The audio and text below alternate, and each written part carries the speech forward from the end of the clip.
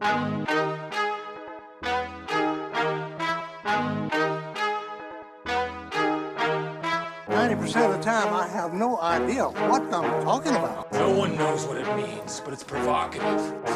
It's not. It Gets the people going. You're now listening to Diagnonsense. Look at all this damage! With Justin Pendergrass and Kurt Honak. You are a sad, strange little man. Then we would just be idiots saying nonsense.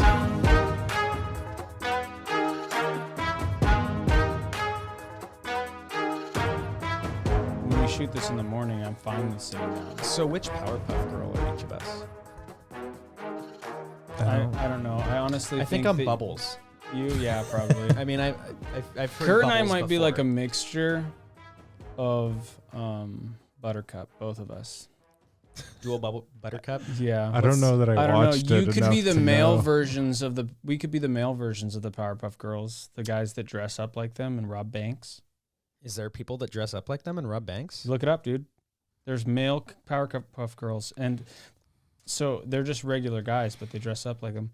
And this family, I saw this picture of this brother and his two sisters. They got tattoos. Okay, so when I type in male Powerpuff Girls, what comes up are the Rowdy Puff Boys. Yep. On the Powerpuff Girls wiki. Ooh, they have a wiki? The Rowdy Buff Boys are a trio of artificial superhumans by names of Boomer, Brick, and Butch. They are the evil male counterparts of the Powerpuff Girls, created by Mojo Jojo. They Yep. were made by flushing armpit hair, snail from the jail's cafeteria, and the tail of the talking dog's tail down a prison cell toilet, containing the apparent potency of chemical X. Wow. So you're basically your run of the mill. Okay, Yeah, everything that makes guys. Hang on. I need you to come look at the pictures of the Rowdy Rough Boys really quick. I've already seen them. Okay, hold on. so You can't. You're throw it telling up on me this that you're screen? Come on, bro.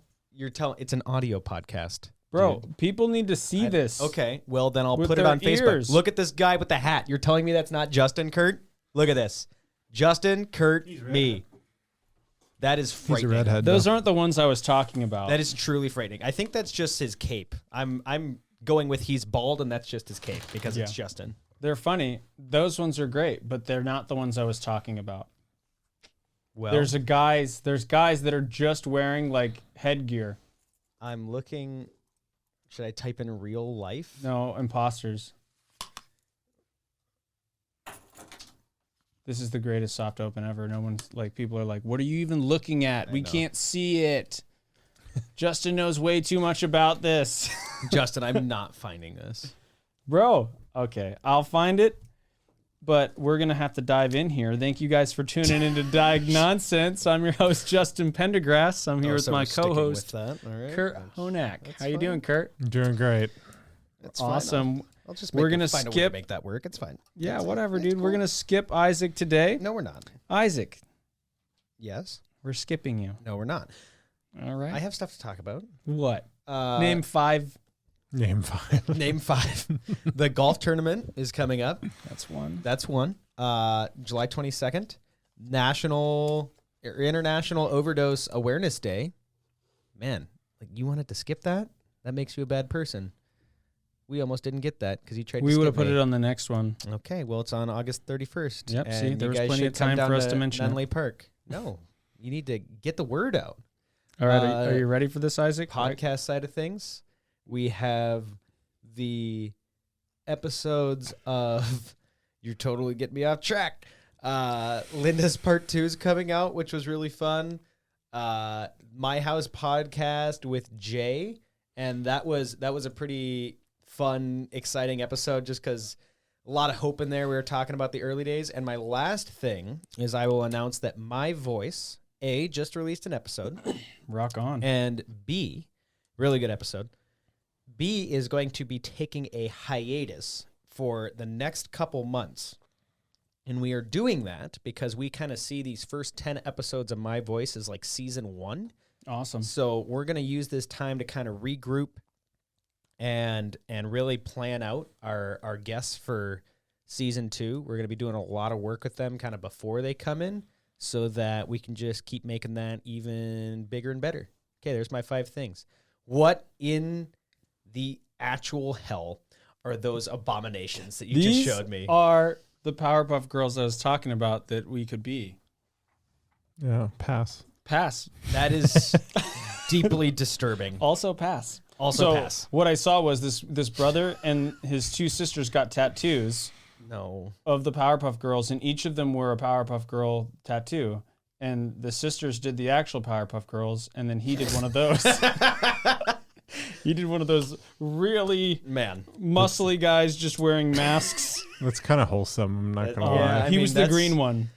That kind of feels like that's a little too wholesome for this show. Like, You don't I like thought that it? was going to be Too funny, and It's actually kinda it's just funny. kind of sweet. Keep it in the fireplace. It's just kind of sweet. It's not metal enough for Kurt. Kurt is not the Dominic Toretto of this podcast. Who's that? From Fast and the From Furious. Fast and the Furious, Oh, because he's okay. always talking about family. Vin Diesel. We're not Okay, talking about gotcha, Fast and the gotcha, Furious today. gotcha. No, we're But not. but we did homework last Nothing's night. more powerful Kurt, than family. Nothing's What are more we powerful talking than about family. today? Kurt, what are we talking about today? Well, you guys had me watch The Boys. Yeah, I don't so know if Kurt watched can the tee first, this up. the Kurt's- first 2 episodes. Okay. Of Kurt it. has some thoughts. Yeah, I want to start with you, Kurt. What did you think of that show? So the reason by the we way, wanted, spoilers for at least the first half of season 1 of The Boys. Shh, spoilers. It's been out for years. Like, if you haven't seen it, just go watch it. Okay. and if you haven't seen it and you don't want to watch it, Then don't. that's okay. Yeah. Also, it's not made for kids. Don't watch with your Yep, kids. it's true. Super adult show. Explicit, Explicit content. non-rated. I don't think it's rated. It's pretty bad. rated like 16 plus. It's pretty intense. But Is that only 16? I think it's rated R. it says 16 plus on Amazon. I don't know. What? I don't think I should have been What watching is it at 16. happening I'm with the glad I was an ratings? adult when I watched it. Like, it's pretty. People well, are just continually getting desensitized. Ooh, until right. we're in, like, Bro, they said This is actually Okay. a podcast Happy just Tree about Friends. I was watching The kids. Sea Beast with my daughter on Netflix, and they said ass. It's What? a kid's. It's PG. That's okay now. Yeah. Like, that blows my mind. I was just like, I look over at her, and It's she part didn't of hear a- it. She missed it. It's part of a government conspiracy to corrupt the youth, Justin. That's true. We want our children to cuss, I guess. Okay. Netflix is a direct correlation of that. Anyway, we cut off Kurt. So I have watched all of The Boys. I'm caught up with the most recent season that just released. Justin recently started watching, and now you've seen the first 3 episodes. I felt like it was like a you know that meme where they show the McDonald's like after it's grown up? I feel like it was like if superheroes were like if superheroes were real life people. That's kind of the vibe that I was getting. Like, this Like, is they what- actually have like immense this is- trauma, and like yeah, they have like all the problems. they're that dealing we- with real world problems with superpowers. right, and they're That's not the dealing vibe with that them I well got. for Yeah. the majority. Yeah. Yeah. So It's like, oh, this is adulthood. You get to do all this cool stuff. And it's like, oh, this is your superhero. You get to do all this cool stuff, except it's really just you have the exact same problems, but now you have superpowers. Yeah. No, I think there's a really great scene in that first, either the first or second episode that encapsulates that, where they're in the boardroom and they're welcoming their new member, who's Starlight, one of the main characters of the show. And they welcome her into the boardroom. They're like, sit down, Starlight. Okay, we're going to get this meeting started. And one of them just goes, let's talk about the real issues.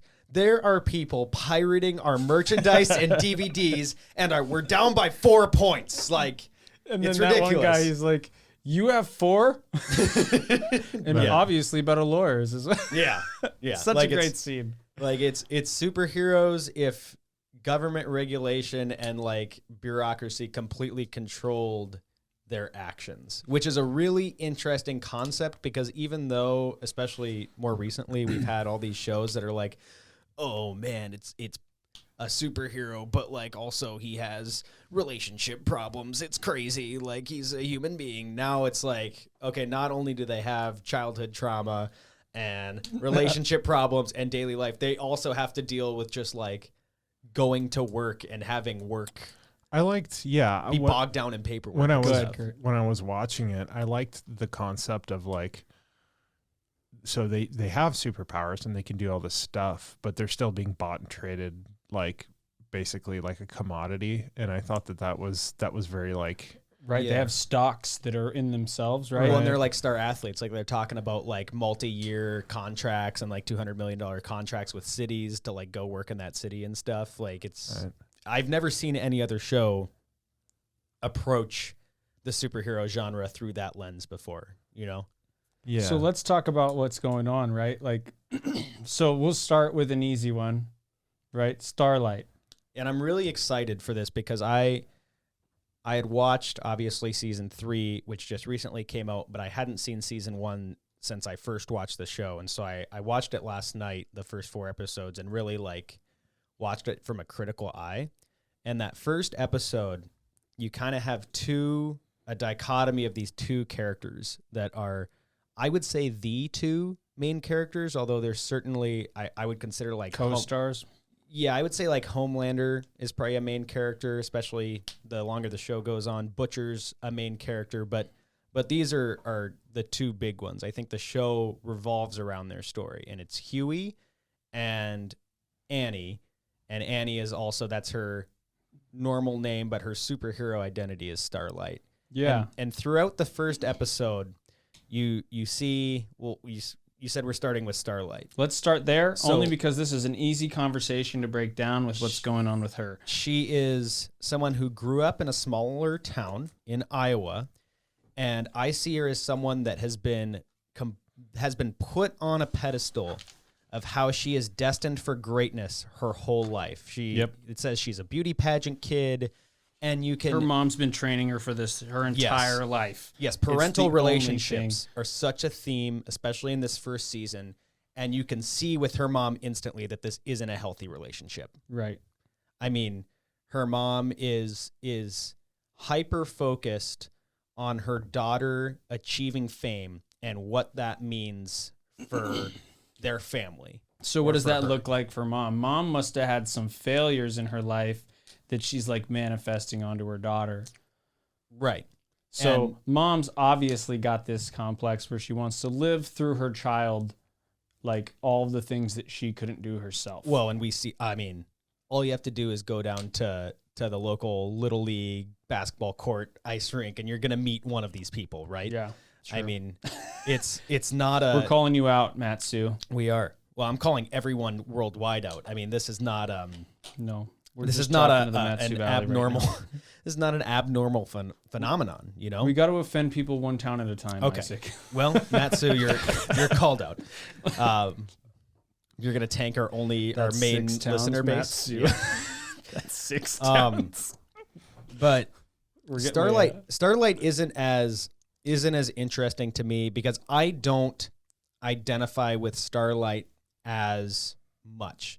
And the reason why is because she's put on this pedestal, and I'd say my parents had expectations for me as a kid and probably still now, but not to an unhealthy level. You know what I mean? Like, you gotta this say is that, don't you? Your dad said that, huh? Yeah, well, I saw him today, and I know that they both listen to this podcast, so I can't I can't say anything bad. But no, like it's not to an unhealthy level. I think the more interesting character to me is Huey. Right, and this I episode. just wanted to start with an easy one where it's like, hey, okay, so this is introducing to this girl who's been basically like sheltered from basically sheltered from real world problems other Right. than like criminal activity that she's stopping in her town, and Yeah. she's super powerful, so she has this huge expectation. She's like this poster child for what they're definitely leaning into that, and they're telling her like, you're gonna do this and you're gonna do this Yeah. and you're gonna do this because this brings up the ratings. And she about halfway through the episode gets to be part of the Seven, which is like the universe's Avengers or Justice League. And she's very, very excited when she gets the call. And throughout this first episode, it's like what you were talking about, Kurt. Like all of a sudden, she's kind of realizing that she has this image in her mind of what a superhero is. That's like close to what we would imagine a superhero to Right. be in pop culture. And she's just slowly finding out all of the red tape and bureaucracy and Right. paperwork that comes with There's, actually like, being a superhero. A disillusionment. I felt like super like a lot of disillusionment. Like the series was like setting everybody up for disillusionment, not like across the board for sure. Dang. And so let's go into Huey real quick, okay? This is what is so interesting to me about this first episode. I was really excited when I noticed this. So break down his background so that people listening what's going on. Huey's mom died when he was young. He was raised by a single father who he still lives with. He's in his, I'd say like late 20s, probably mid to late 20s. And he works as the tech, like wire guy at a TV and electronics, basically like a Radio Shack in downtown New York. And I really identify with Huey's character because Huey is someone who has been told his entire life that he is nothing but average, which that part I don't really see in my childhood. Well, your parents listen to this podcast. I know. That part I don't see in my childhood, but Huey's been told and Huey has learned how not to rock the boat, you know? Huey is perfectly average. Conformity. But that's all he wants when we first meet his character. He wants nothing more than to have his normal life with his normal girlfriend and work a normal, regular, boring job and to be safe inside the bubble. You know, he has his bubble that he's been raised in and he loves staying in the bubble. And so do you think that is like, so this is about mental health, and this is why we're talking about this is because there's a lot of mental health aspects that are approached in an interesting way throughout this show. So Huey, with his increased, like with that mentality, he's like created this world for himself around him. Right. Of safety. Safe world. Nothing will happen to him if he stays within this confinement of the world. Right. That's kind of like what happens with people who are isolating. They retreat home and they stay there because it's safe. Nothing bad's going to happen to me in the environment that I can control. Right? Yeah, I would say less likely. Yeah. It's like that false sense of protection.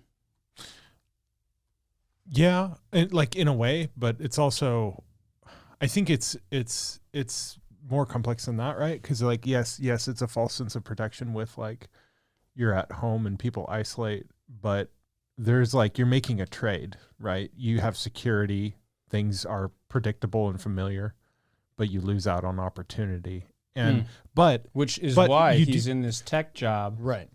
But you're to your point though, is that like life isn't 100% safe. No.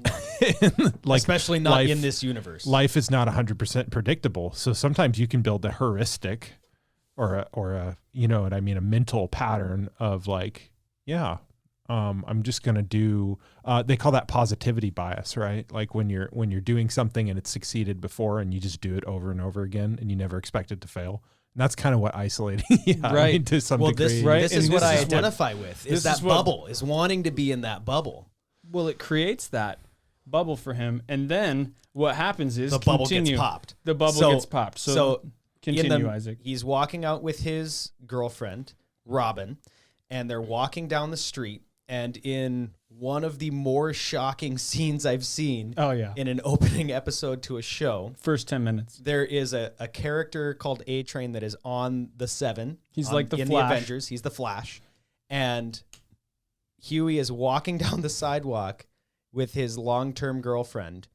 And their version of the Flash literally runs through his girlfriend and explodes her. And he is left holding her hands and nothing else. Yeah, it's pretty gruesome. It is extremely gruesome.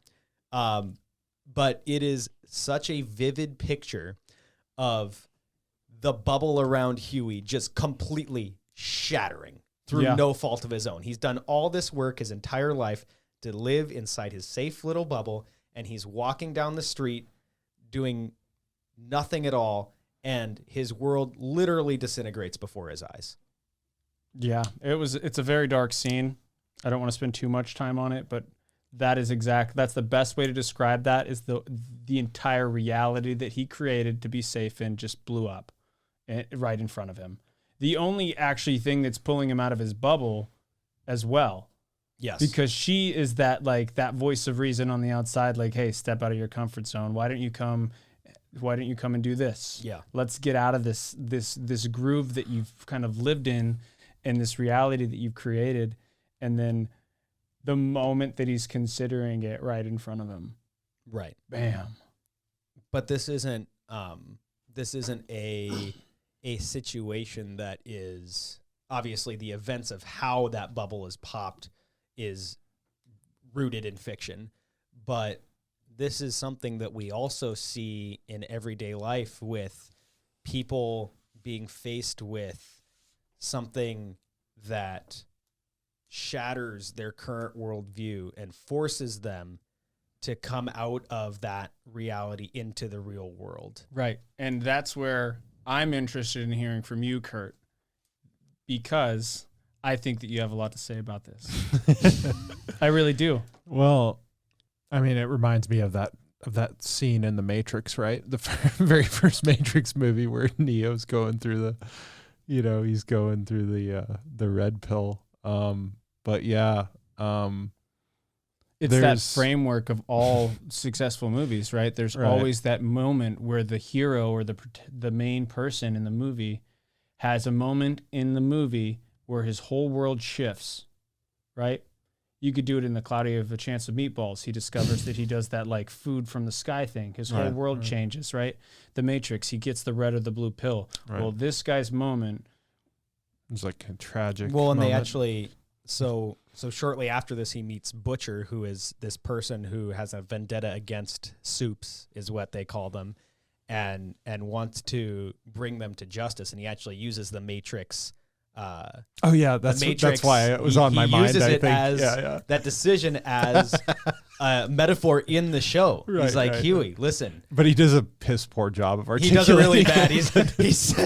He says like, Huey, you can take the red pill and stay in this moment, or you can take the blue pill and it does something else, or maybe it was the red pill. I don't know. Just go do it. Like he doesn't.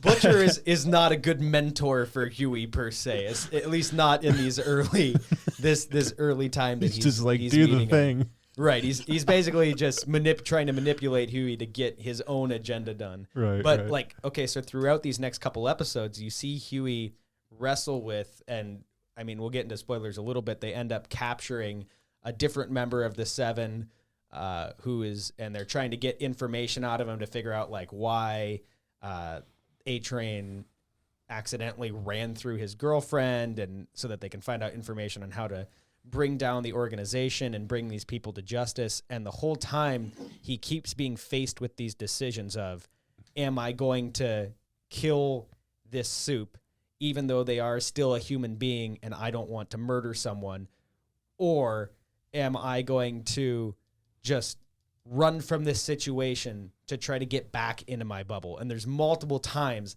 that he turns and tries to get back into his bubble only to realize that he is way too far gone the moment that this situation happened. Well, and if you back up a little bit, he's in this situation where the guy walks in with the paperwork and saying, hey, we're going to give you all this money for you to never talk about this situation again. Right. And he does this moment where he just freaks out on the guy in his mind, what he really wants to do. And then it flashes to him and it actually didn't happen. It all happened with inside of his mind. He's just like sitting there in silence and he's like, can I actually think about it for a second? It was one of those Requiem for a Dream moments. Yes. Yeah. And those are very relatable. Right.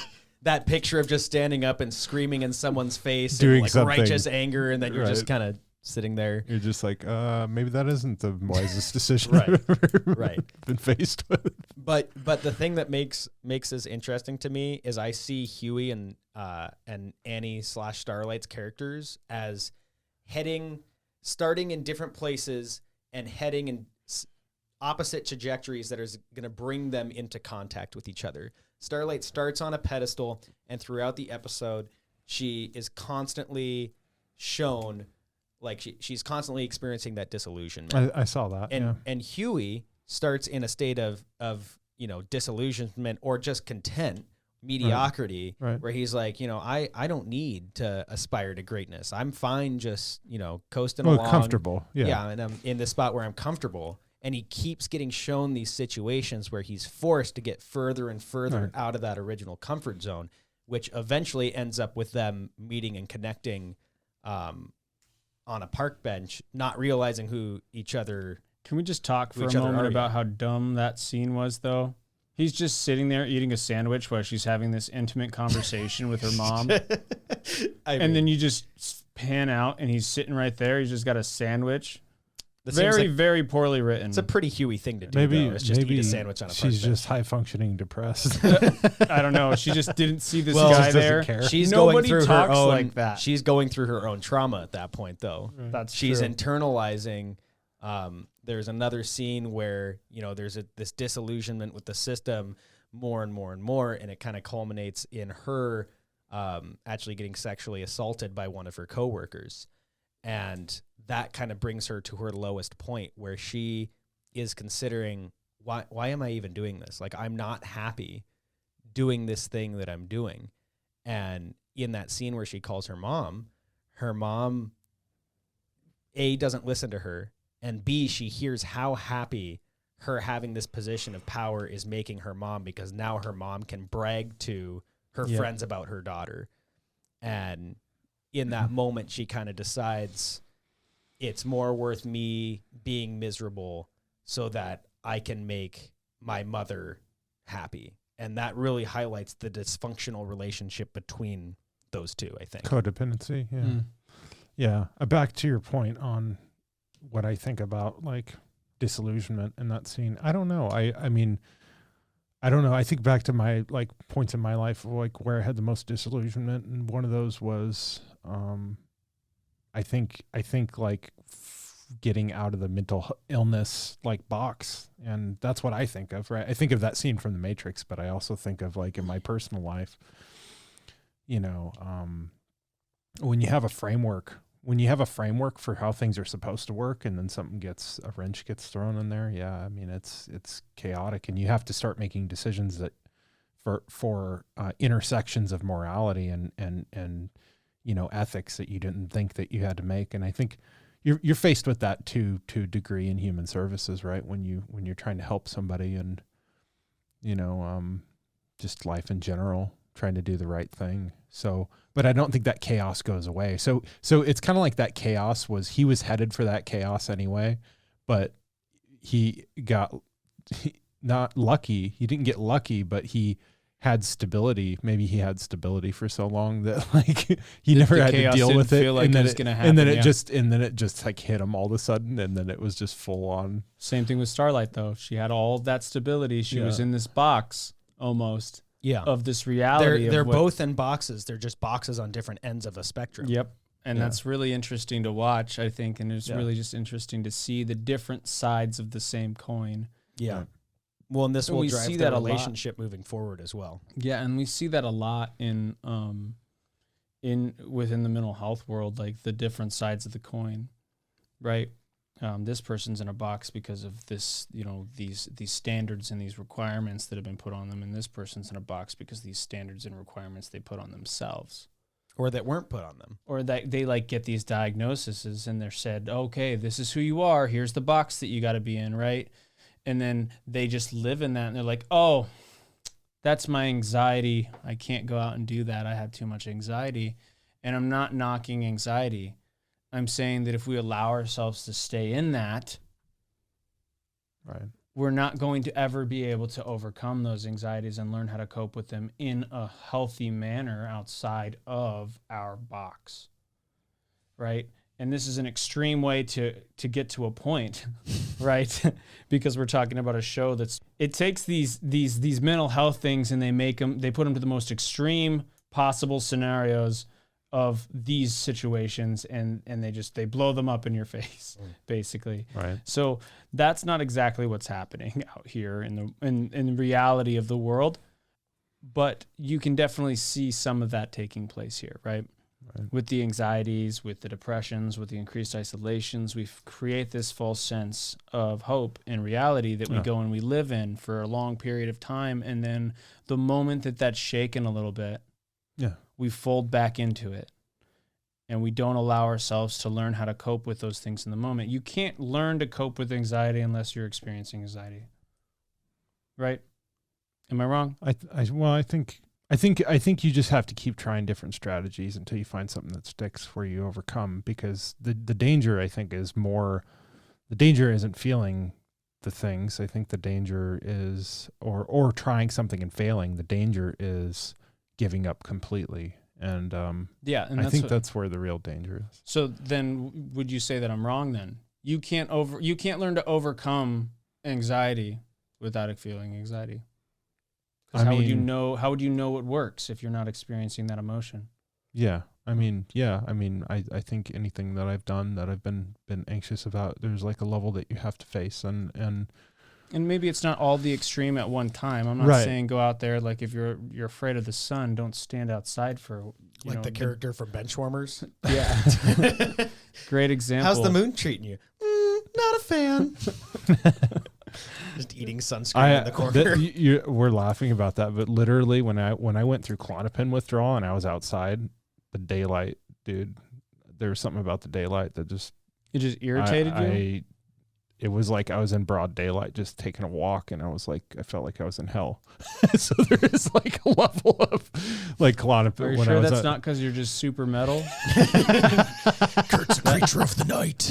That doesn't have anything to do with you being metal. No, it was the Klonopin. Okay. Man. Klonopin withdrawal. Holy shit. That was my second guess. That's what Jordan Peterson was on. That's what he went to treatment for. Wow. Yeah. I think it was Klonopin exactly, was the exact drug that, when I was going through withdrawal on that, I was sunlight. What did he say about that though? He, I think he said he had to go through all kinds of treatments that he went through, and then eventually I think he's okay now. Was he feeling that sun thing too? I don't know. I think mine was just like I was literally agoraphobic. Like I was afraid to go outside, and so like even the daylight was scary. Is that when you were like bad place to live during the summer then for you during that time? I think it was just leaving the house. Yeah, leaving the house. You're just yelling at the sun from behind your curtains, dude. I'm not making. That's not a hell I would wish on anybody. Holy shit. No, I got you, man. This has not been a very productive episode. To wrap up, I think that if you're someone that can, maybe this pushes you out of your comfort zone in watching this show, because it is a very visually intense show as far as imagery goes. We're definitely not advertising this as something that you should go watch. It's just something that we found interesting. I think it's a very good show that you should watch if you're into superheroes, or if you're into just the dissection of pop culture in general. Linda, if you're watching that, if you're listening, Linda should not watch. Do not watch this movie. Show. Linda's too pure to watch this show. This is you got to be more metal than that to watch this show. But I would really encourage anyone that does watch this show to analyze kind of what is going on with all these individual characters, because I think that there is a conversation to be had, and we kind of only scratched the surface of the beginning. I mean, the character arc of Homelander throughout the show, and even in season 1, you can see, and he's dealing with, you'll find out later, but he is actually dealing with childhood neglect and the lack of parental influence in his life. And so now he did not get any of that nurture. Now he is craving attention from any source. And it's manifesting as like this evil. It's manifesting as him being, he easily could be diagnosed with narcissism. I like that they're humanizing the characters within these fictional worlds to make them a little bit more relatable. Yeah. And it's touching on issues that aren't being talked about enough. Right. Which is why we talk about these. Like, this is why we talked about Batman. That's why we're talking about this show. And I know that we've done a lot of superheroes. Kurt gets to pick the next one. No. I thought, before we wrap up, I thought that one of the things that I think that is, even though, the traumas of the show are fictional, right? Right. But symbolically, things like that happen symbolically to people where their world gets like there's disillusionment or there's shock to their beliefs because the way they view the world has collapsed. And they have to rebuild that.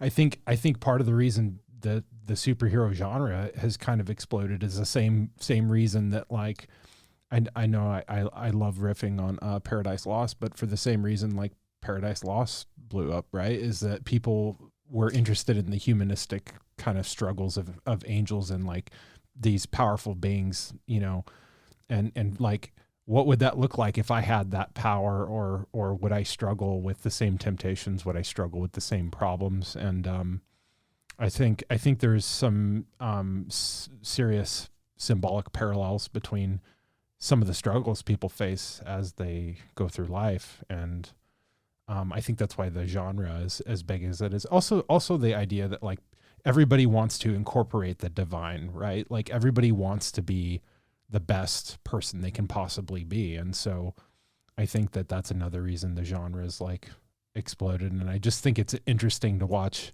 you know, kind of the disillusionment with, you know, the boys where it's like, yes, all these things, but then there's like layers, you know, and, you know, it's more complex than it would be like in our comic books as a kid. Right. So yeah, I like it. No, I definitely do. I enjoy this. Thank you guys for tuning in to Diagnonsense. I'm your host, Justin Pendergrass. I'm here with Kurt Honak, my co-host, my compadre, my pal. And then Isaac is also here, but we don't have to talk about him. I love Isaac too. Yeah. Do you? This is a trio. This is the Three Musketeers. Yeah. Or the Powerpuff Girls, if you will. Yeah, perhaps even the Rumble Rough Boys. I don't know about the Powerpuff Girls. I don't What know were about the that other other ones one. You'll either. come around to it, Kurt. We're going to get tattoos. Yeah, We we are? are. Yeah. That's true. We're going to get tattoos, but it is going to be the version where they're just wearing the mask. So Wait, is tattoo a sin? Getting tattoos? I don't really think Those we need to tattoos go are a into that. sin. We just need to leave go out there and experience life. Yeah. There's some hope for you guys today. Yeah, hope. You don't have to watch this show. You don't We're have going to talk about the next season, I promise. It's a little raunchy. Just fair It is a warning. little raunchy. The Powerpuff Girls? This show. Oh, our show. Our show? The boys.